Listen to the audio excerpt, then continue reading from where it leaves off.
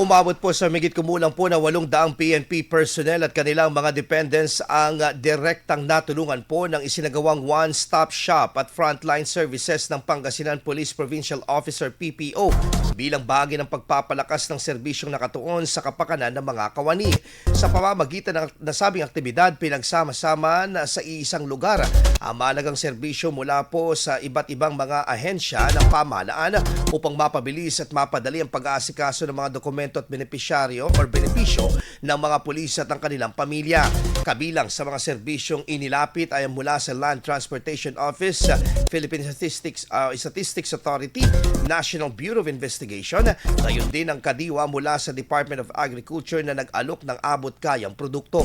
Dumalo rin sa programa ang mga kinatawan ng DILG Pangasinan at NAPOLCOM na nagpayag ng suporta sa nasabing inisyatiba at binigyang diin ang kahalagahan ng interagency collaboration sa paghahatid ng epesyente at makataong serbisyo publiko. Ang nasabing aktibidad ay patunay na patuloy ang pagsisikap ng tanggapan na bigyang halaga ang kapakanan ng mga kawani habang ginagampanan ang kanilang tungkulin sa bansa. IFM News. IFM News. IFM News.